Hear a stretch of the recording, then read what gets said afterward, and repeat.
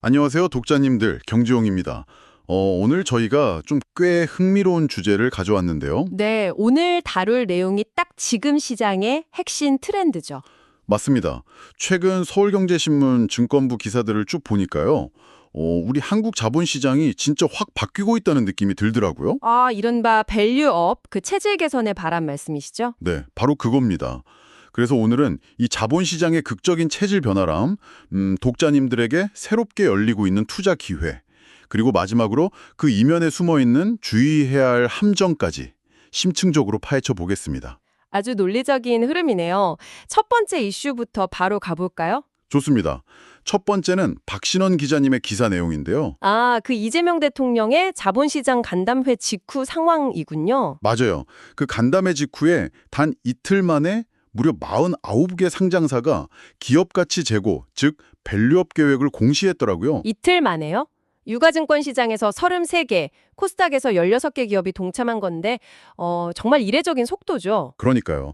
근데 사실 저는 약간 좀 삐딱하게 보게 되는 면도 있거든요. 어떤 부분에서 의구심이 드셨나요? 과거에도 정부가 바뀔 때마다 뭐 지배구조 개선이다 뭐다 하면서 거창한 슬로건들은 항상 있었잖아요. 네, 일회성 캠페인으로 끝나는 경우가 많았죠. 맞아요. 그래서 이번에도 그냥 눈치 보면서 막 보여주기식으로 공시만 쏟아내는 그런 정치적 쇼가 아닌가? 사실 그런 생각이 좀 듭니다. 충분히 가질 수 있는 합리적인 의심입니다. 투자자분들도 아마 비슷하게 생각하실 수 있어요. 그렇죠. 다들 한두 번 속아본 게 아니니까요. 하지만 이번 현상을 단순히 눈치 보기로만 치부하기엔 펀더멘털의 변화가 꽤 구체적입니다. 실질적인 변화가 있다는 말씀인가요? 네.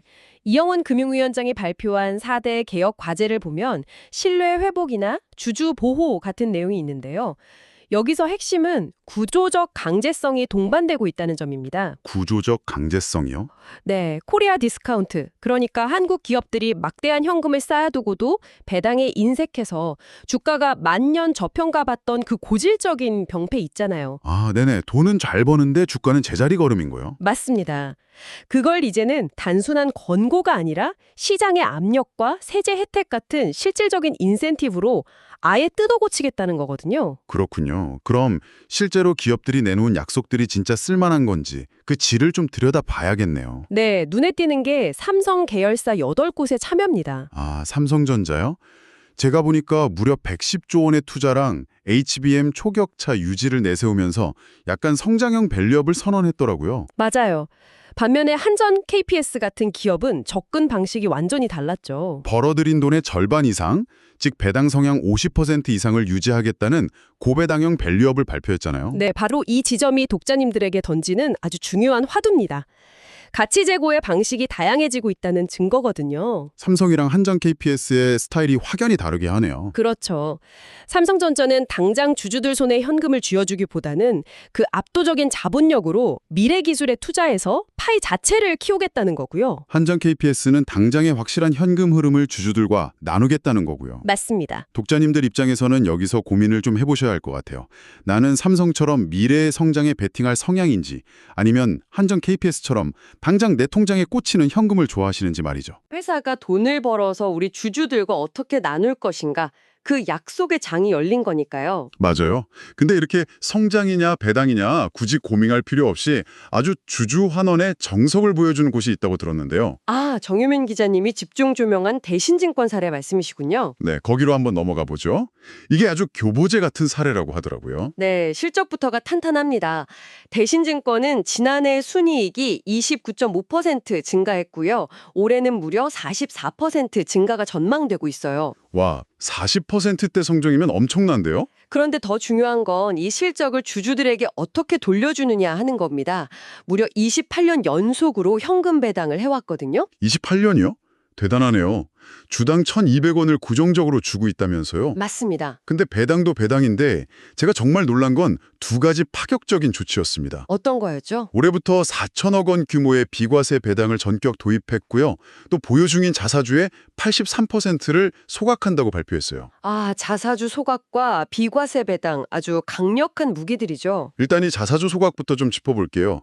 보통 회사 돈으로 회사 주식을 사서 없애버리는 걸 자사주 소각이라고 하잖아요. 네, 맞습니다. 제가 이거 비유를 하나 생각해봤는데 이게 피자 가게 주인이 자기가 먹으려고 몰래 빼둔 피자 조각들을 아예 불태워버리는 것과 같거든요. 피자 조각을 불태운다. 재밌는 비유네요. 그렇죠. 그럼 전체 피자 조각 수는 줄어드니까 남아있는 우리 독자님들의 피자 조각 크기는 상대적으로 묵직하게 확 커지는 거잖아요. 아주 찰떡 같은 비유입니다.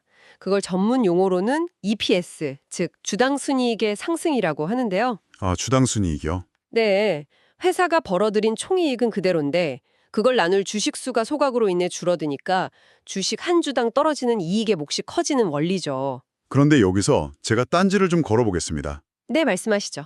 자사주를 무려 83%나 소각해버리면 회사 입장에선 위기 상황에 쓸 수 있는 일종의 비상금을 다 태워버린 셈 아닌가요? 아, 날카로운 지적입니다. 나중에 회사 덩치를 키워야 할 때 현금이 부족해지면 어쩌려고 저렇게 많이 태워나 싶어서요. 실제로 자금력이 부족한 회사가 무리하게 소각을 하면 재무 건전성이 악화될 수 있습니다. 위험하죠. 그렇죠. 하지만 대신증권의 경우는 아까 말씀드린 대로 순이익이 40% 이상 성장할 만큼 탄탄한 현금 창출력이 뒷받침되고 있거든요. 아, 기초 체력이 튼튼하다는 거군요. 네, 비상금을 태워도 될 만큼 자신감이 있다는 표출로 시장은 해석하는 겁니다. 게다가 비과세 배당이라는 히든카드도 꺼냈죠. 맞아요. 이거 진짜 궁금했습니다.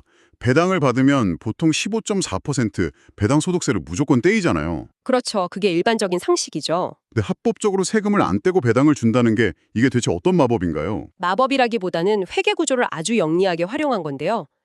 기업 자본 안에는 영업으로 번 이익잉여금이 있고 자본 거래로 생긴 자본준비금이라는 게 있어요. 이익잉여금이랑 자본준비금 네, 일반적인 배당은 이익잉여금에서 나가니까 당연히 세금이 붙는데 상법상 자본준비금을 감액해서 배당으로 돌리면 주주들에게 세금을 매기지 않습니다. 아, 그렇군요. 네, 그러니까 세금 공제 없이 고스란히 수익이 보전되는 엄청난 혜택인 거죠. 실질 수익률이 확 올라가게 됩니다. 진짜 단순하게 우리 배당 많이 줍니다를 넘어서 당신들이 내 세금까지 우리가 구조적으로 아껴주겠습니다라는 아주 디테일한 배려네요. 맞습니다. 여기에 2028년 초대형 IB 진입이라 2030년까지 ROE 10% 달성이라는 목표도 세웠죠. ROE라면 자기 자본 이익률 맞죠? 네, 내 자본을 굴려서 얼만큼 이익을 내느냐 하는 지표인데요. 결국 연 10%의 수익은 꼬박꼬박 내겠다는 강력한 선언입니다. 기업이 돈을 잘 벌어서 주주에게 깎이지 않는 이익으로 돌려준다. 정말 밸류업의 모범 답안이네요. 그렇습니다. 자, 이렇게 기업들이 현금을 쥐어주기 시작했는데 여기서 투자자분들 중에는 이런 생각하시는 분들도 계실 거예요. 어떤 생각이요? 배당만 얌전히 기다리기엔 내 성향이 좀 적극적인데 내가 직접 더 높은 수익을 낼 수 있는 곳은 없을까 하는 고민이요. 아, 당연하죠. 사실 그동안 적극적인 투자를 원해도 정말 돈 냄새 짙게 나는 굵직한 투자처는 기관 투자자들이나 슈퍼리치들만의 전유물이었잖아요. 네, 개인의 접근이 철저히 막혀 있었죠. 그런데 이런 판도를 바꿀 새로운 무기가 등장했다는 소식이 김남균 기자님의 기사에 실렸습니다. 바로 NH투자증권의 IMA 진출 소식이군요. 네, 세 번째 종합투자계좌, 즉 IMA 사업자로 지정돼서 다음 달에 5천억 원 규모의 1호 상품을 내놓는다고 하는데요. 규모가 꽤 크네요. 근데 사람들이 이걸 VIP 만능 충장이라고 쉽게 부르던데 전 이 표현이 영 와닿지가 않더라고요.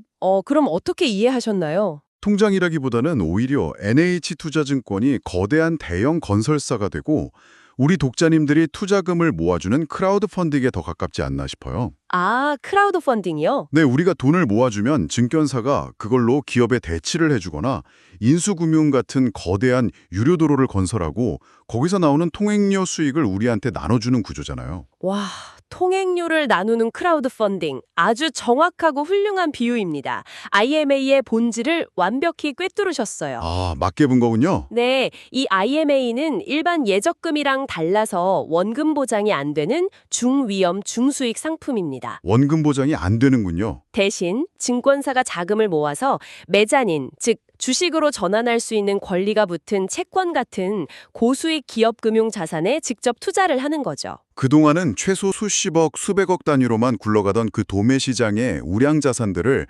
개인한테 쪼개서 판다는 거네요. 맞습니다. 기사를 보면 NH투자증권 이수철 부사장님과 김형진 상무님 인터뷰가 나오는데요. 네, 뭐라고 하셨나요? IMA는 단순한 자금 조달 창구가 아니라 리테일 고객을 확장할 수 있는 아주 중요한 기회라고 강조하셨습니다. 네, 근데 여기서 또 제 삐딱한 시선이 발동을 합니다. 또 의심이 시작되셨군요. 상식적으로 한번 생각해보죠. 정말 황금알을 낳는 알짜배기 딜이라면 수수료를 두둑하게 얹어주는 기존 큰손 VIP들이나 기관들한테 먼저 떼어주는 게 자본시장의 생리 아닌가요? 그쵸. 보통은 그게 생리죠. 그러니까요. 일반 개인 투자자분들한테 정말 최우선권을 준다는 이 약속, 남은 고기 부스러기만 넘기는 게 아니라고 우리가 어떻게 믿습니까? 그 의심, 사실 시장에서도 당연히 나오는 반응입니다. 하지만 NH투자증권의 상황을 보면 이야기가 좀 다릅니다. 국내 증권사 중 유일하게 은행지주 계열사이자 최고 신용 등급, 즉 AA+를 보유하고 있거든요. 자금 조달 비용 자체가 압도적으로 싸겠네요. 네, 거대한 딜을 가져올 능력이 충분하죠. 그리고 지금 증권업계의 가장 큰 화제가 뭡니까? 일반 리테일 고객층을 꽉 잡아두는, 록인시키는 거거든요. 네네. 만약 말씀하신 대로 기관들이 먹다 남은 찌꺼기 딜을 줬다가 개인 투자자들에게 손실을 안긴다. 그건 회사 전체의 신뢰도가 붕괴되는 치명타입니다. 일종의 플래그십 스토어 역할을 해야 하니까 회사 명운을 걸고서라도 최고급 자선을 넣을 수밖에 없는 구조적 이유가 있군요. 정확합니다. 그래서 무리해서 규모를 키우기보다는 5천억 원이라는 통제 가능한 수준에서 퀄리티 관리에 집중하는 거죠. 그렇군요. 여기까지 들으면 세금도 아껴주고 기관들의 딜도 나눠주고 우리 자본시장 정말 선진국 다 된 것 같습니다. 네, 하드웨어와 소프트웨어가 모두 업그레이드되고 있죠. 하지만 빛이 강하면 그림자도 짙은 법이잖아요. 지금부터는 분위기를 좀 완전히 바꿔보겠습니다. 서두에 말씀하셨던 그 빈 상자 투기 이야기군요. 네, 김남균 기자님이 다룬 금융감독원 백서 대용인데요. 독자님들이 각별히 주의하셔야 할 스펙 시장의 어두운 면입니다. 수치부터 짚어보면 정말 심각합니다. 작년 스펙 신규 상장이 25건으로 전년 대비 37.5%나 폭락했어요. 엄청 빠졌네요. 더 문제인 건 합병 성공률이 38.5%로 반토막이 났고 기한을 못 채워서 상장 폐지된 건수만 무려 24건에 달한다는 겁니다. 자, 독자님들 집중해 주십시오. 이 스펙이라는 게 쉽게 말하면 비상장 우량 기업을 인수합병하기 위해서 만들어진 서류상의 껍데기 회사잖아요. 네, 공장도 없고 직원도 없고 매출도 영원인 빈 상자죠. 공모금은 은행에 묶여 있고요. 보통 일주당 공모가가 2,000원이잖아요. 맞습니다. 근데 진짜 코미디가 뭐냐면 합병할 기업이 정해지지도 않았는데 첫날부터 주가가 장중에 4,000원, 심지어 그 이상으로 2배씩 폭등하는 일이 비일비재하단 말이죠. 대체 왜 이러는 겁니까? 이게 바로 극단적인 수급의 왜곡과 투기 심리 때문입니다. 스펙은 공모가가 2,000원이면 시가총액이 100억 원 내외로 엄청 작아요. 덩치가 작으니까 적은 돈으로도 주가가 확확 움직이겠네요. 그렇죠. 조금만 자금이 몰려도 미친 듯이 요동칩니다. 투기자들은 빈 상자 안에 뭐가 들어갈지 기업 가치에는 전혀 관심이 없어요. 그냥 오로지 오늘 샀으니까 오를 거다 이거죠? 네, 내가 먼저 사서 더 비싼 값에 다음 사람에게 떠넘기겠다는 심리 하나로 불나방처럼 뛰어드는 겁니다. 투자가 완전히 도박화된 거죠. 와, 그야말로 폭탄 돌리기네요. 내가 4,000원에 샀는데 합병 실패해서 원래 가치인 2,000원으로 돌아가면 앉은 자리에서 반토막이 나는 거잖아요. 맞습니다. 게다가 스펙은 3년 내에 합병을 못하면 청산되니까요. 기사 보니까 합병 기한이 간당간당한 3년짜 고령 스펙들이 급증하고 있다는데 이거 폭탄 타이머가 째깍째깍 돌아가고 있다는 소리 아닙니까? 금감원이 심사 강화한다고 나선 게 너무 당연하네요. 금감원의 경고는 단순한 으름장이 아닙니다. 오늘 다룬 내용을 하나로 꿰어볼 필요가 있는데요. 네. 정부와 기업들이 밸류업을 외치고 파격적인 주주 환원책과 새로운 금융상품을 만들고 있잖아요. 시장이 변하고 있죠. 하지만 정작 그 시장에 참여하는 투자자들이 여전히 2,000원짜리 빈 상자에 베팅하는 묻지마 투기 환상에 머물러 있다면 제도의 발전이 대체 무슨 소용일까요? 진정한 선진화는 투자자 스스로 내가 가치에 투자하는지 도박을 하는지 묻는 것에서 완성된다고 생각합니다. 지금까지 한국 자본시장의 밸류업 동향과 스펙 시장 리스크 주제에 대해 다뤘습니다. 투자 판단에 참고가 되셨길 바랍니다. 다음에도 빠른 증권 소식으로 찾아뵙겠습니다. 지금까지 서울경제신문 경제용이었습니다. 감사합니다. 본 내용은 투자 참고 정보이며 투자 결정에 따른 책임은 투자자 본인에게 있습니다. 7분 45초.